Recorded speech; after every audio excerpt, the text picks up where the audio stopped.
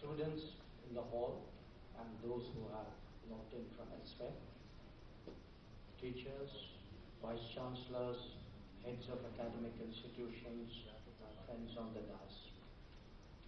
It is a very great pleasure to join you all today at University Connect, where we engage young minds on important issues. Today's event is focused on the assumption of the G20 presidency by India. For reasons that I will explain, this is not a development that should be regarded as just one more diplomatic happening. On the contrary, it is a crucial responsibility that is being assumed by India at a very challenging time in world politics and at an inflection point in India's own history. And we are going to do the G20 very differently, and today's event itself is proof of that. Now, you're all aware that the G20 brings together the 20 major economies of the world. They represent 85% of the global GDP, 75% of international trade, and two-thirds of the world's population. In addition, participants in the group include the major international organizations like the UN, WTO, WHO, the World Bank, IMF, ILO, ASEAN, the African Union, the International Solar Alliance, CDRI, etc. As the host, it is also India's prerogative to invite guest nations, and we have exercised that right in respect of the UAE, Bangladesh, Mauritius, Egypt, Nigeria, Oman, Singapore, the Netherlands, and Spain. So as you can see, this is actually a gathering of extraordinary importance, and one that in many ways is unparalleled in our history. But it is not just the collective weight of the participants that we should take note of. The very process of holding the G20 itself is uniquely impactful. There will, of course, be the G20 summit in September 2023 in New Delhi. But in addition, there are almost 200 meetings at various other levels, from ministers and officials to domain experts, civil society, and of course, given its significance, we would like G20 not to be a Delhi-centric set of events, but one that is hosted, indeed one that is celebrated across the width and breadth of our country. By doing so, the world will get to know better the fullness of India's extraordinary diversity and rich heritage. Similarly, our own citizens will develop a sharper appreciation of the world, its challenges, and its opportunities. So we must all approach the G20 and its delegates in the true spirit of Atithi Devo Bhava and understand that as a result of the G20, it will, in a sense, make the world more India-ready and make India more world-ready.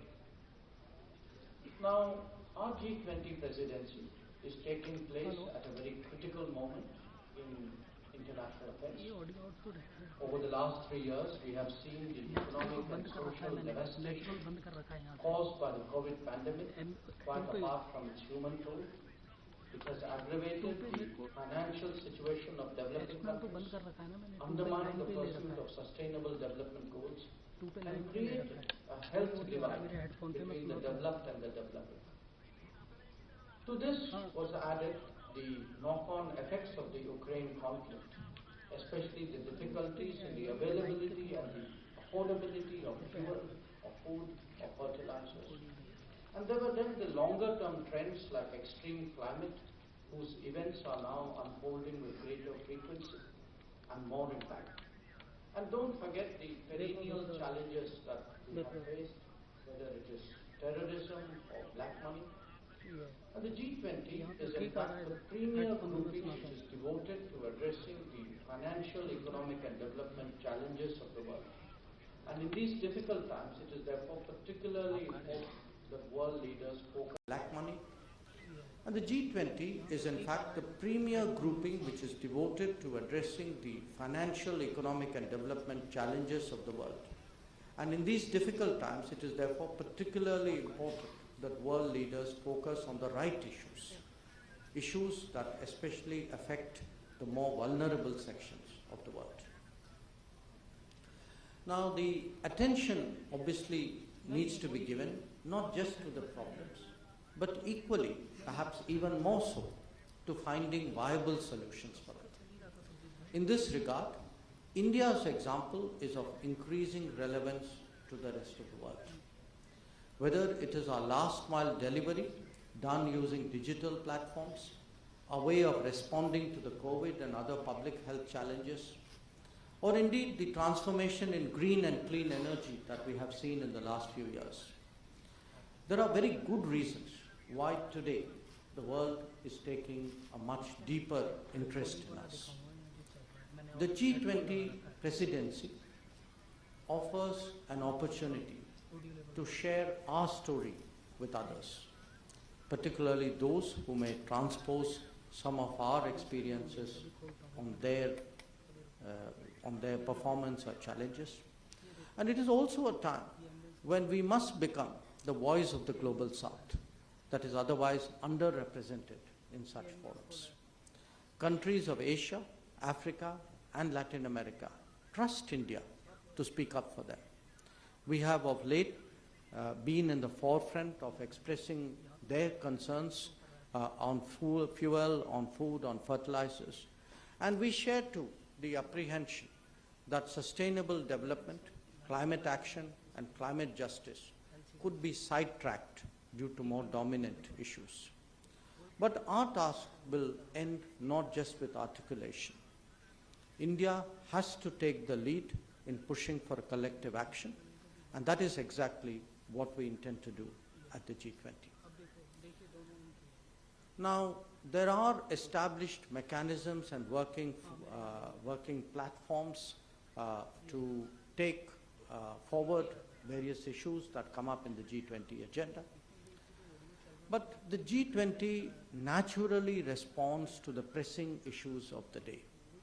It is also a tradition in the presidency, for the presidency, to flag concerns that are most immediate and seek support of the larger membership. Where India is concerned, some of the priorities are self-evident. Energy security and food security are two such examples. After the pandemic, there is a global expectation that more equitable solutions would be found for health challenges. And as the driver of the widely appreciated vaccine Maitri, the global South has hopes that India would take forward this cause. Our commitment to climate action and climate justice is again very well recognized. This is even more so in the context of national actions and policies on this subject in the last 8 years. Most of all, our digital prowess and its effective application on the ground, that has really caught the world's attention. While noting all these developments, let me address some specific issues that are likely to come up in the G20 context. As a civilizational state, it was imperative that India is not only conscious of its heritage and culture, but brings those perspectives to bear on contemporary issues. As we currently consider the challenges of climate action, it is natural that we reassert our innate reverence for nature and search for solutions that are not just material but also behavioral. We would seek to encourage a rethink around the world, both on how we produce, but equally important, on how we consume. Green transition at scale is possible only when climate action is converted into a people's movement. During our G20 presidency, we will spotlight life as in lifestyle for environment, with its associated environmentally sustainable and responsible choices, at the level of individual lifestyles as well as national development. Only then will it lead to globally transformative actions, resulting in a cleaner, greener, and bluer future. We will make life a global movement, one that envisions placing the prevalent use and dispose economy with a circular economy. It intends to nudge individuals to undertake simple acts in their everyday life that can contribute to effectively address the challenges of climate change, environment degradation, energy crisis, and rapid sustainable growth. Pro-planet people adopting fundamentally sustainable lifestyles will change the way we do business in the 21st century. India will seek to be a catalyst of that change. When taking over the G20 presidency in Bali, Prime Minister Narendra Modi spoke about a sense of trusteeship. We want that message also to go out from the G20, that for the sake of future generations, for people like you, every generation should leave the planet in a better shape than it inherited it. After due deliberation, we have therefore taken up Vasudhaiva Kutumbakam, or One Earth, One Family, One Future, as our G20 presidency theme.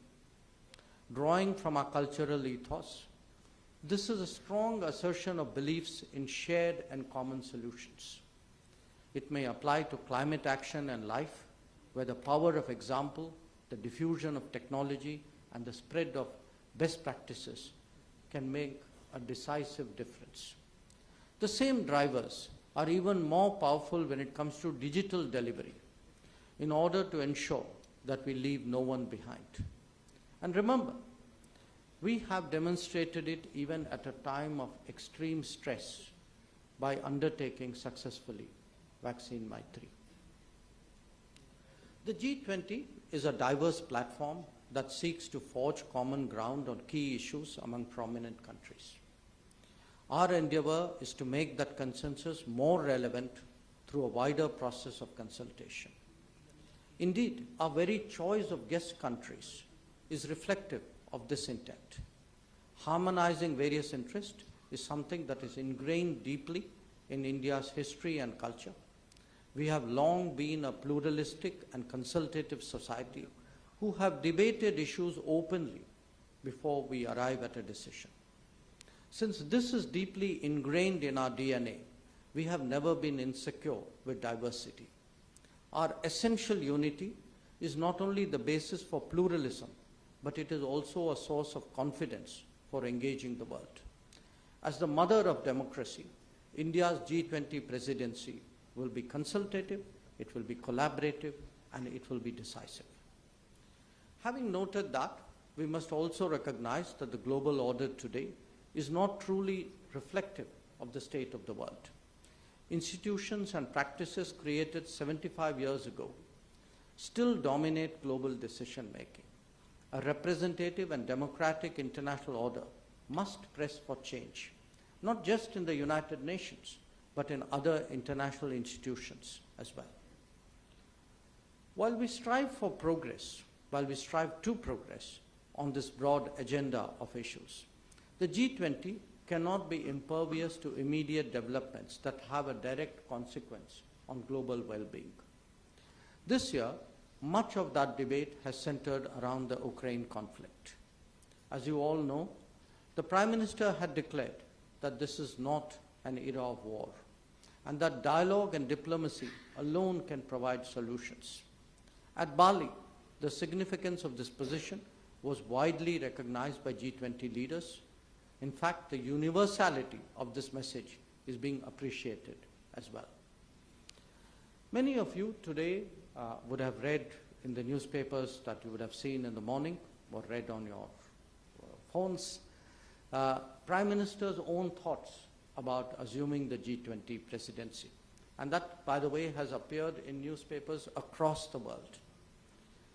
Now, we should reflect on what, to my mind, were the 8 key points that he has articulated in his piece.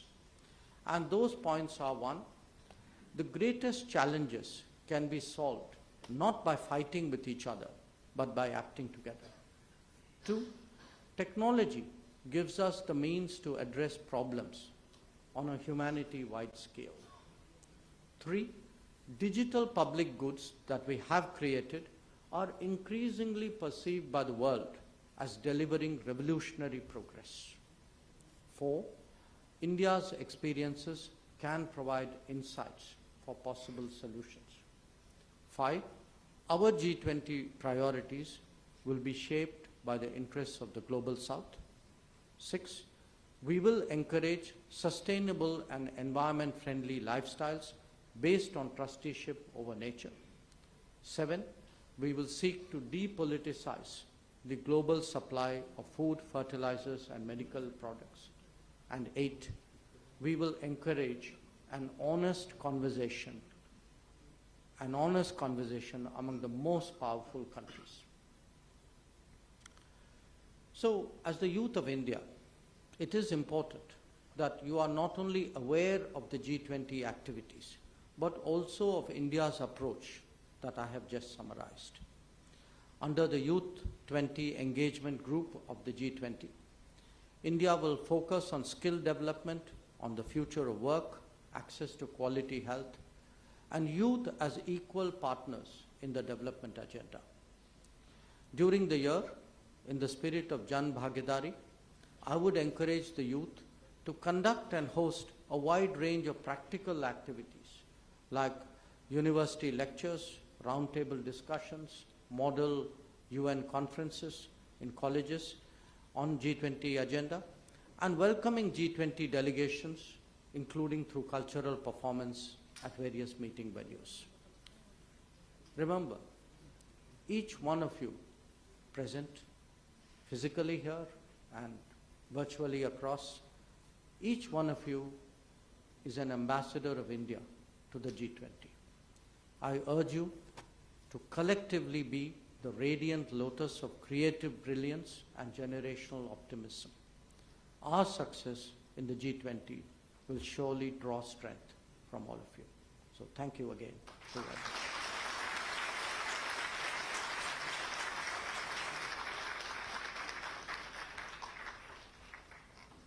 Our sincere thanks to India's External Affairs Minister, Dr. S. Jaishankar, for sharing with us his thoughts.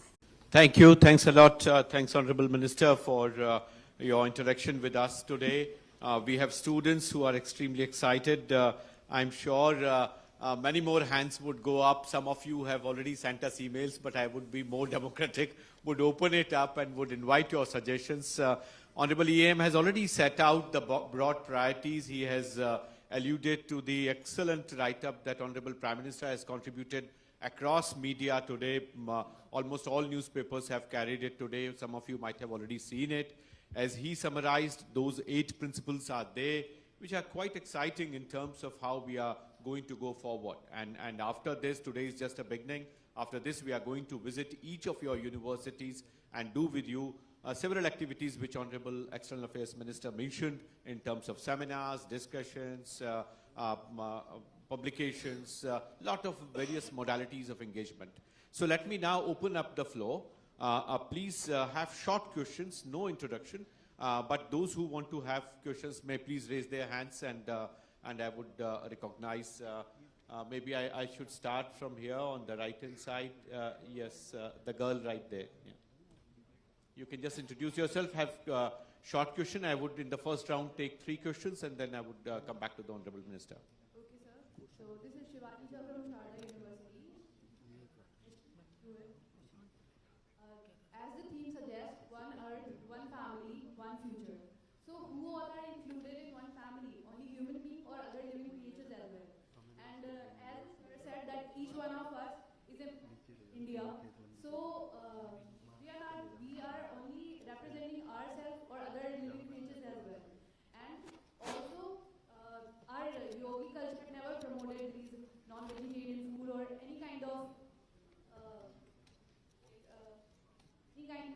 harassment to other living creatures. But we are doing it on very large scale. Thank you. Yeah. Thank you. Thank you. Please have your very short questions. I have already Lipika Khar from JNU. So if you can just identify and come up. Yeah, please. Yeah. Can we have mic here? Thank you. Good morning to the dignitaries.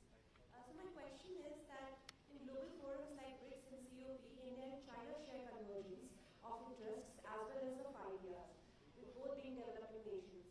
However, at other platforms like Quad and United Nations, our interests become contradictory and to some extent conflicting.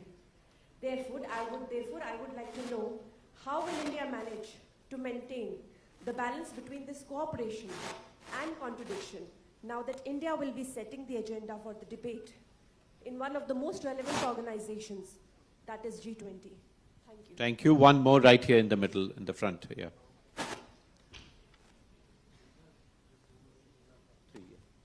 Good afternoon. My name is Karthik Garg. I'm a master's student at International Relations, Jawaharlal Nehru University. So India has always been supportive of multilateralism when it comes to the foreign policy. And as you also mentioned in one of the conference that India does not want to join one of the bloc but consider itself as a bloc because we are one of the fifth largest economy and everything.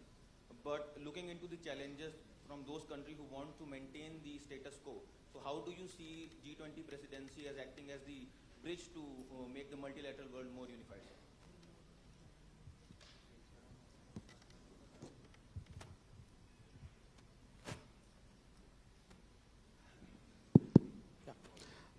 Thank you. Thank you for the questions. The first question, I made the point to mention the fact that it's important for us today, including in the G20 context, to reassert and re-articulate our reverence for nature. And reverence for nature doesn't mean completely human-centric.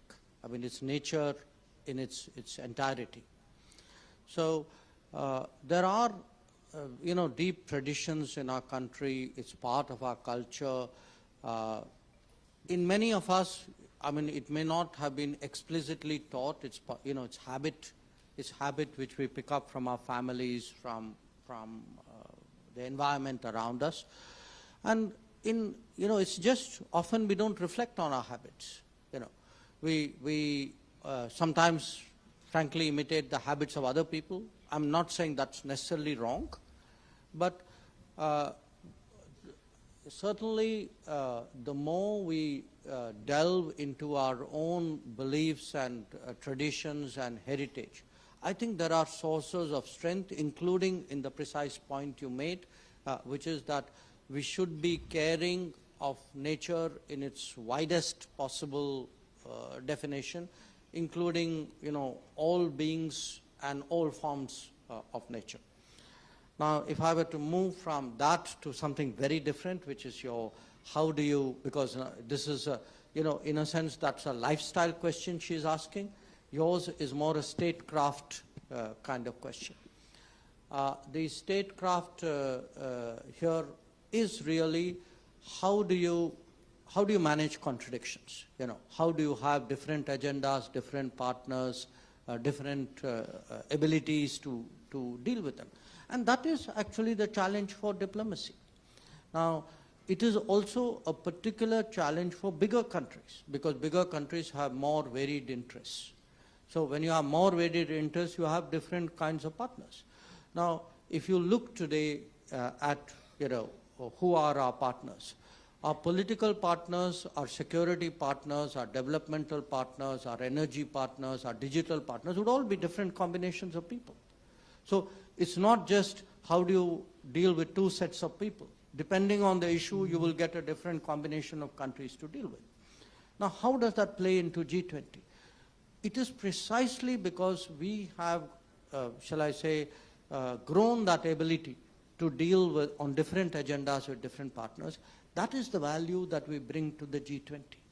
Today, I'll be very honest with you, the world is very polarized. Many of the issues that I put, they sound very measured when I use the words that I did. But for a lot of countries, these are very passionate issues about which they have very strong feelings. Even having everybody in the room was a real challenge in the last G20 meeting in Bali. So a country like India, which is independent-minded, which, in a sense is respected to a great extent, is trusted, which has a kind of a middle ground to bring differing parties to the table. And it's not just us alone. I mean, we work with other countries. We were, for example, very supportive of the Indonesian presidency in Bali. I think the value for countries who are in the middle, who are good at forging common ground, who have multiple relationships, I think that has grown in a polarized world. And my sense is the value of the Indian presidency will be demonstrated precisely because we have that trait. The third question, which is the status quo, how do you deal with the status quo? It's an interesting question you are asking because till 2008, G20 started in 2008. Till 2008, there was something called the G7. Briefly, it was the G8. So, they took in Russia, then they took out Russia. And the belief was that the big world issues, the global issues, would be decided by the most developed countries who were the G7, who were primarily northern countries. This was basically Europe and North America together. And they found when there was a crisis in 2008 that it was not possible for them anymore to produce realistic responses to that global financial crisis. So G20 itself is a statement that the status quo has to evolve, that it has to change. But because it changed from G7 to G20, it doesn't mean that is the last word. It is just one step in the change of that status quo. Now, just think to yourself, I'm now going maybe just 6, 7, 8 years by the end of the decade. By the end of the decade, for sure, we'll be the most populous country. Almost certainly will be the third largest economy in the world. Our human resources by 2030 in a knowledge economy, in a world which is dominated by artificial intelligence, our human resources will be much more critical for the global economy. Now, tell me, if that is the situation, how long will we be kept out of the crucial decisions on running of the world? So I would say, in a way, time is on my side. That with each passing day, I've been in foreign policy now for 45 years. This was not what it was 45 years ago. But with each passing day, I think the world sees the value of India. And a lot of that would depend how we do at home. The more we do at home, after all, look at the crucial issues today before the G20. Health. Okay. Why is the world respecting India today? Because we could produce vaccines, because we could have the vaccines, as shots in the arm, because we had a platform to organize that, because we had digital delivery to take care of people's financial and food needs while all of this was happening. So similarly, they look at digital. In the old days, for them, digital was the back office. Today, they know India's role in digital is much more than that. We are actually, in a way, an exemplar of how we are delivering on the ground, that last mile delivery that I spoke about. Now, it could be in other areas. We are, in our entire region, we are seen as the first responder. When the tsunami happened in 2004, people turned to America and to Japan and Europe. Today, if something happens in the Indian Ocean, they look and turn to us and say, where is India? So, the status quo by definition is not tenable. There will be countries with vested interest who will seek to slow it down. We all know who they are. Our effort would be to make sure, and the G20 presidency will give us an opportunity to demonstrate to the world that, this is India. After 75 years, we have arrived at this situation. The next 25 years, these are the possibilities we can do. So that is why I said, we have to make the world India ready. And for that, all of you have to contribute in your own way. Thank you. Thanks. Now I would go to web, and we already have a lot of requests from various partner institutions here. Let me first go to Nalanda University. I would also come to NIAS Bangalore, and then Central University of Gujarat. So these three I have identified based on their requests. Maybe I think we can just allow unmute them, and in that order we can have.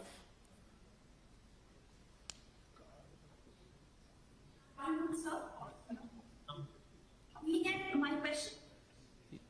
Being at Nalanda University, I wish to ask, how can we bring the global south into powerful conversation in a polarized world in context of G20? Question? Can you please repeat that? My question is, being at Nalanda University, I wish to ask, how can we bring the global south into powerful conversation in a polarized world in context of G20?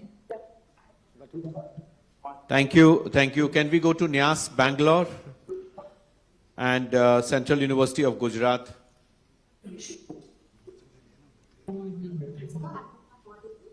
My name is Harini from NIAS. My question is, how can India use the G20 presidency to enhance its engagement in the global commons and among new emerging technological domains for developmental goals?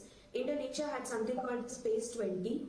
Should we be looking at outer space, AI, cyberspace, and R&D in these domains for this year?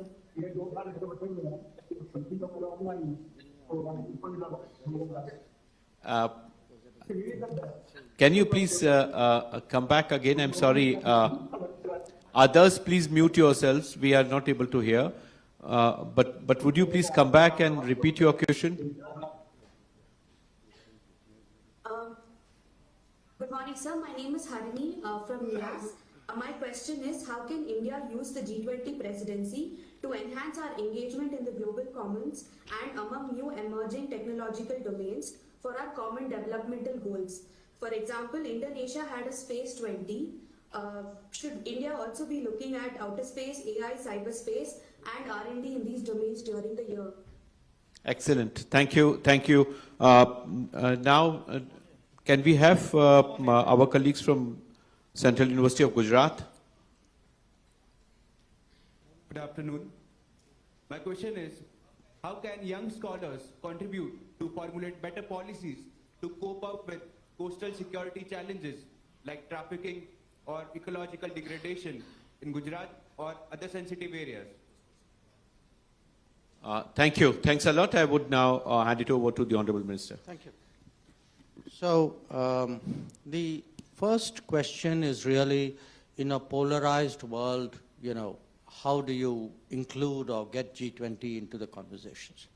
That, in fact, is one of our biggest commitments during the presidency, because what we have seen during the COVID, and especially this year, which is much more polarized, the polarization may occur elsewhere. The people who suffer most are the global south. So if fuel prices go up, if food prices go up, it's not like the developed countries don't feel the pain, but there's a big difference, when you are at $60, $70, $80,000 per annum and when you are $1,000 per annum. So those who don't have any margins, who have no savings, who are already kind of on the edge, they don't have that ability today to take the pain which this polarization is spreading around the world. And that is why, our intention is to see how best we can get the leaders to focus on what we think and what a large part of the world thinks are the right issues. And, it's not something which is necessarily in specifically in India's mind. Our process of consultation, I travel around, the Prime Minister meets a lot of leaders at different ways. We get a sense of what the world feeling is. We do think that there are issues out there which need to be brought to the table, and definitely, how do you keep the sustainable development agenda? How do countries deal with debt? how is it that climate change is not affected by a lack of additional resources? These are all issues today, and our intention is very much to be a champion of Global South and find ways. And that's why the majority of our guests who were brought in, please note, are actually from the Global South. So that's what we are trying to do there. On the second issue, the global commons issue, it's a very good question, because again, what we have seen maybe in the last decade is more countries are acting nationally, and the ability to work together to protect and preserve and nurture the global commons is actually decreasing. And the idea that one or two countries can bear this burden sometimes has used to happen in the past. I think that era is now behind us. So again, our intention going into G20 is very much to look at collaborative solutions for many challenges, including some of the issues which were highlighted. But associated with this, just look also at things which are happening. They may be happening outside the G20, but it shows a mindset which we will be taking into G20. Some of you would have read recently about, there was a satellite from Bhutan, which was launched just a few days ago. Or as you saw during, COVID, our willingness to work with a lot of countries in the Global South. You are all students, You would see today the number of foreign students in Indian universities. We are seeking to expand it. We have specific programs to different regions, from PhD to bachelor's degree. How do we actually get more students in? We are looking at distance health and distance education as ways of connecting more with the people. So I think an India today which is willing to, which has more capabilities, which has stronger technologies, which has, as the Prime Minister keeps reminding us, a heritage, a tradition of humanistic thinking. I think we can actually, demonstrate a difference. Now, whether other countries share it or not share it, that is up to them. But at least from our point of view, we can show, okay, I had this opportunity, I used this opportunity to the best, to the world's good. And I think that's a very, very powerful message that will and should come out. The third issue, what can young scholars do? I mean, first of all, young scholars can do a lot, partly because they're scholars, but even more because they're young. And I'm not saying this to flatter you, because your ways of communicating are very, very different. Your ways of spreading message is, far more effective. I would sit and read a newspaper. You're done with the equivalent of a newspaper in the first 30 seconds after you get up, So if you look at these big challenges that we have, what are these challenges? A lot of them are awareness challenges. Trafficking will continue if people are not aware of what trafficking is about. Coastal, habitation and environment will be destroyed if people do not realize actually what is happening out there. So the power of the younger generation actually to, and think back, I give you some very small examples, say fireworks. How much fireworks used to trouble us, till actually there was a movement saying, look, this is not good for the environment.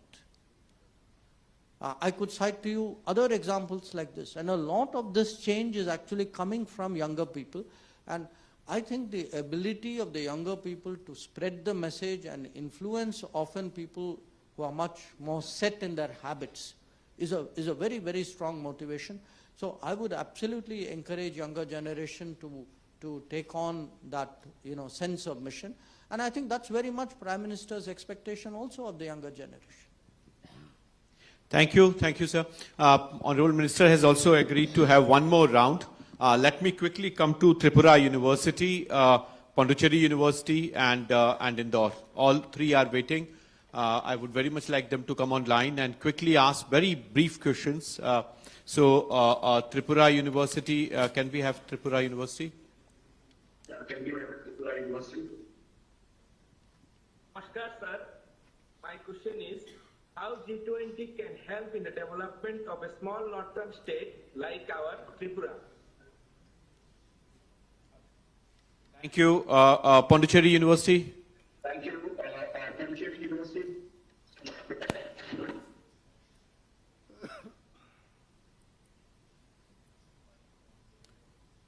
Can we have Pondicherry University? If not, DAVV Indore. Namaste, sir. So I would like to know, I would like to understand our role being a country, what role India will be playing during this presidency.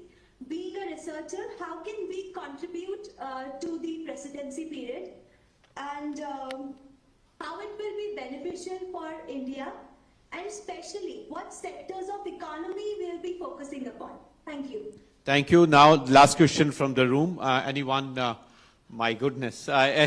We would have to really make a choice, sir. I think you would have to spend half a day with them at least. So I can't decide about this. Maybe I think I would go right at the end, in the middle. Yes, there.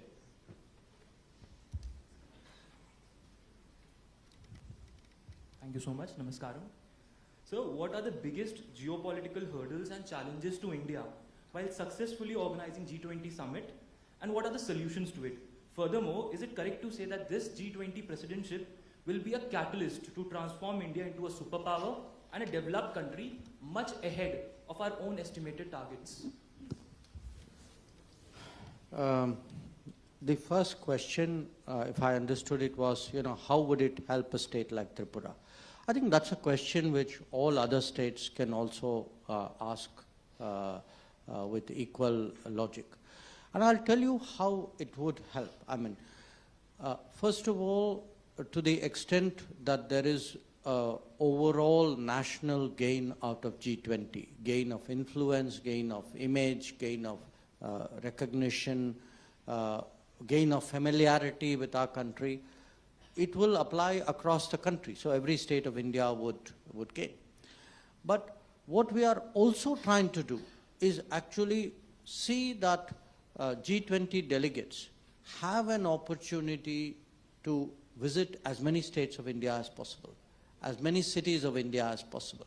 So, as I said, the Prime Minister day one told us, he said, this is not a Delhi event. Take it across the country. Take it out of the capital. So, there will be naturally a few events. It is the capital of the country. But beyond that, our intention is to take it across the length and breadth of India. And I would say this, I have myself been attending G20s from 2015 regularly. I missed 1 year, but otherwise the last 8 G20s I've done. What happens in a G20 typically is delegates, for whatever meeting will come, often they are regular delegates, they're domain experts or they are officials. So whatever impressions they gather, they will spread it in their peer group. They will also pass it back into the system.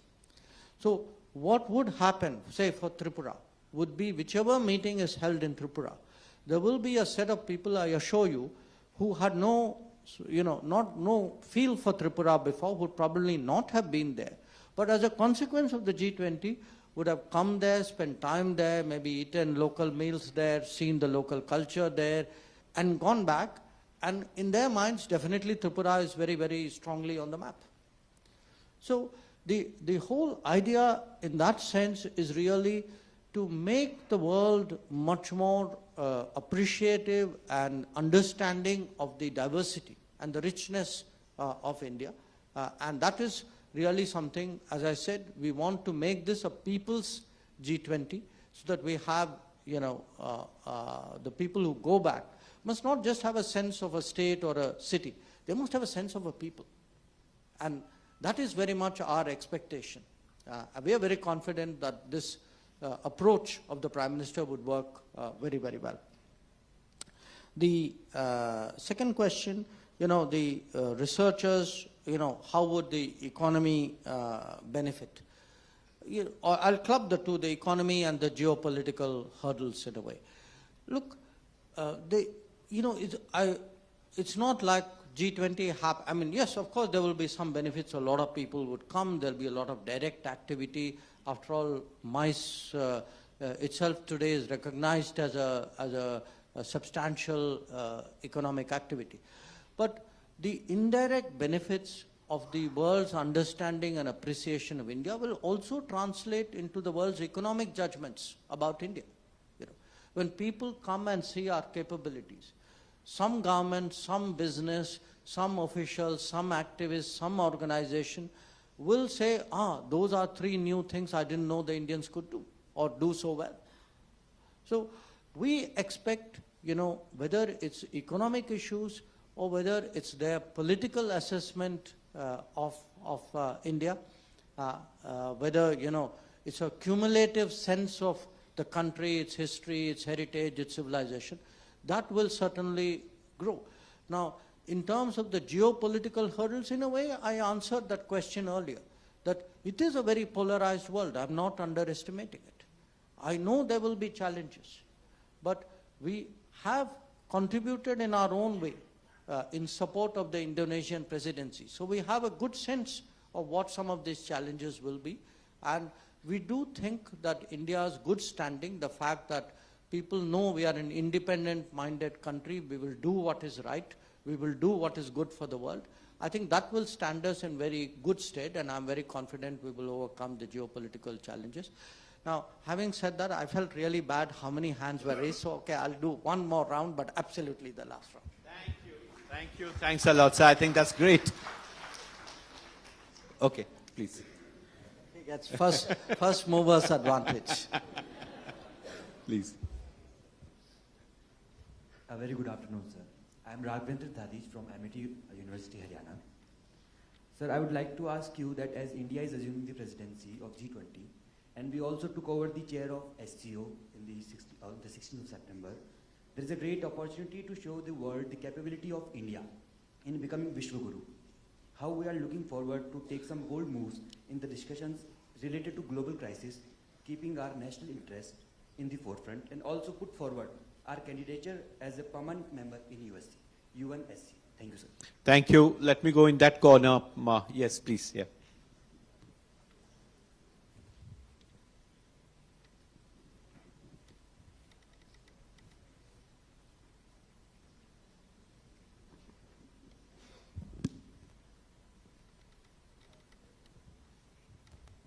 Thank you so much, sir, for the recognition. Very warm good afternoon. I wanted to ask, as India has already shown its digital prowess through platforms like CoWIN and UPI, right? Is there any other sector that India aims to pioneer, knowing the entrepreneurship and the spirit that the nation has shown? My name is Shivoham, and I am from Amity University. Thank you. Let me have this girl right here in the middle.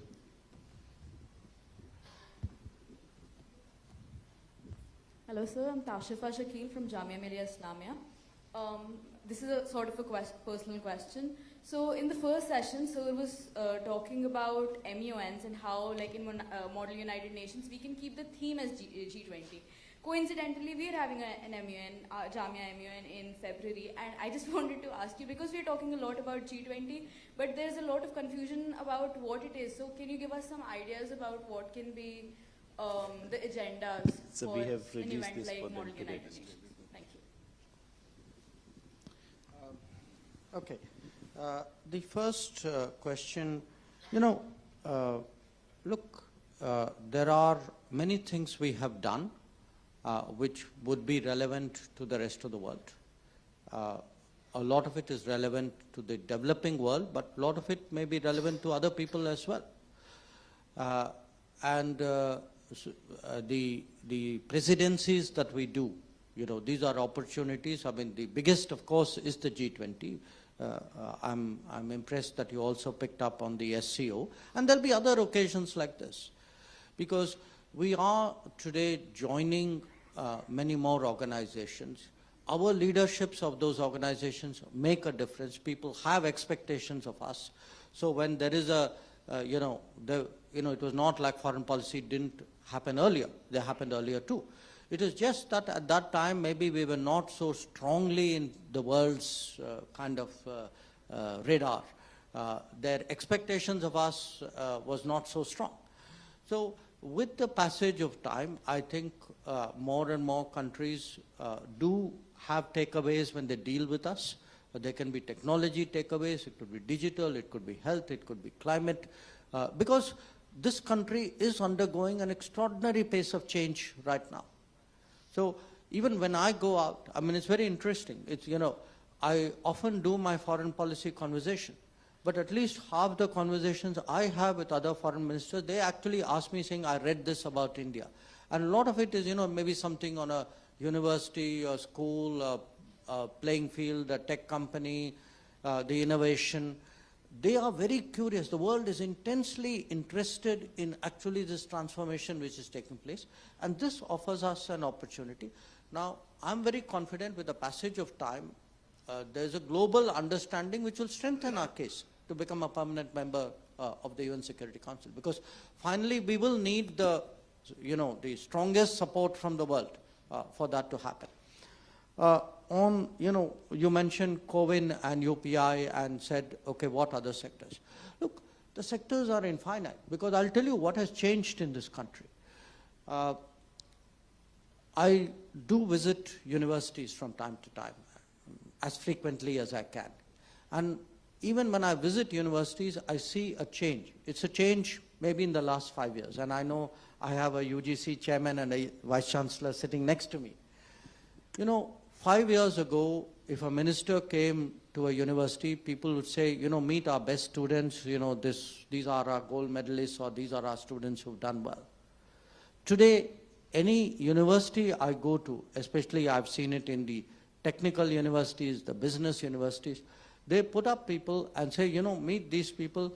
These are the people who've done, innovations, they have startups, these people have patents.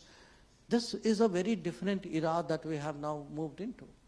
So much of the world is today interested in those capabilities. What is it that India would produce? I'm looking today, often, people ask me about businesses. In the old days, I could have said, okay, I know these businesses.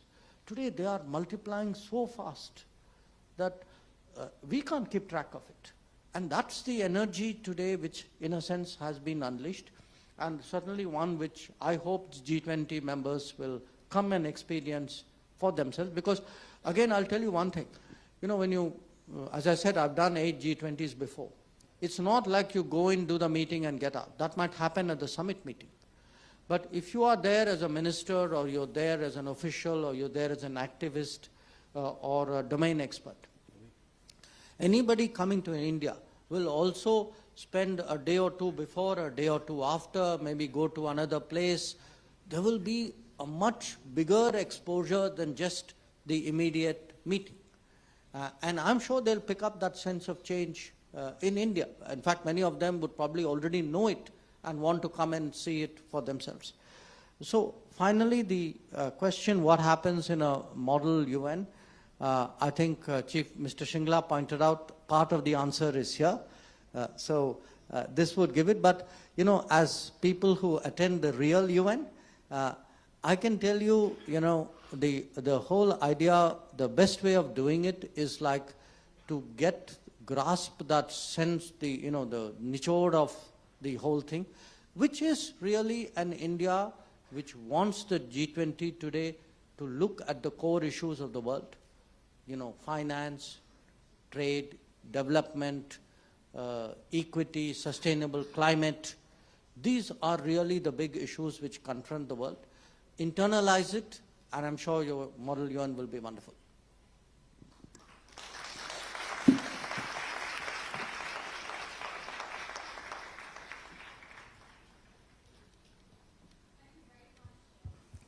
Honorable External Affairs Minister Dr. S. Jaishankar, now all of you have heard what he had to say. We really hope that you will use this interaction, as an opportunity to become the Bhagidars of India's G20 presidency. May I now invite DG RIS, Professor Sachin Chaturvedi, for a vote of thanks.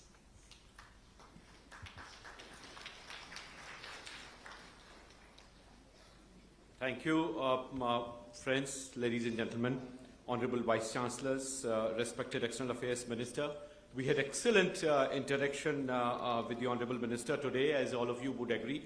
As Chairman UGC very rightly said, this is a great beginning of India's G20 presidency with students, youth and university. I think this is something which is absolutely essential and important for us to connect youth and university with this mega international initiative that India has. As the External Affairs Minister mentioned, this is not just a routine diplomatic exercise. This is something far beyond that. The idea behind this whole initiative, when we were discussing with the Chief Coordinator, Ambassador Shringla, 3 points emerged. Number one was to create greater